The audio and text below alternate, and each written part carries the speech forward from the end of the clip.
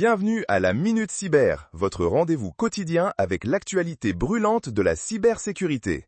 On démarre fort aujourd'hui, le 3 septembre 2025, avec le très attendu jugement sur le cadre de confidentialité des données UE États-Unis. Un verdict qui pourrait bien redéfinir la circulation de nos informations transatlantiques.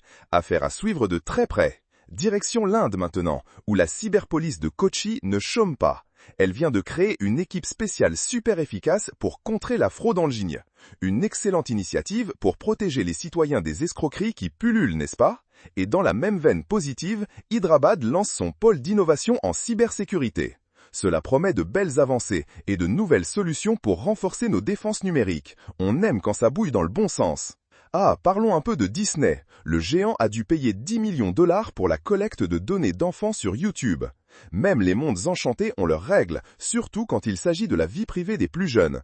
Une piqûre de rappel pour tous les collecteurs de données. On change de secteur, mais pas de sujet. La période de commentaires publics sur les régulations cyber pour les eaux usées du NYSDC est terminée.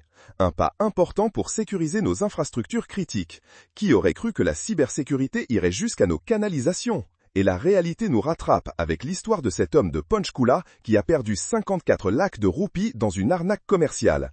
Un rappel douloureux que la vigilance est notre meilleur allié face aux cybercriminels qui inventent sans cesse de nouveaux pièges. Prudence, prudence. Mauvaise nouvelle pour nos amis automobilistes. TransUnion a subi une fuite de données majeure exposant les infos sensibles de plus de 4,4 millions d'Américains. Quand un tel géant vacille, c'est tout un pan de notre identité numérique qui est mis en péril. Et ce n'est pas tout, Jaguar Land Rover a été frappé par un incident majeur de sécurité informatique. Même les véhicules de luxe ne sont pas à l'abri des attaques. Cela montre bien que personne n'est épargné dans cette guerre numérique. Mais l'industrie riposte. Varonis vient d'acquérir SlashNext pour renforcer la lutte contre le phishing et les attaques par email. C'est une bonne nouvelle de voir les entreprises investir dans des solutions innovantes pour nous protéger. On prend les armes en quelque sorte. Et pour finir, le NSCC du Royaume-Uni soutient la divulgation publique des menaces de contournement des mesures de protection de l'IA. Un sujet futuriste mais bien présent. Anticiper les failles de l'IA, c'est déjà un grand pas vers un avenir plus sûr. Et voilà, c'est déjà la fin de la Minute Cyber pour aujourd'hui.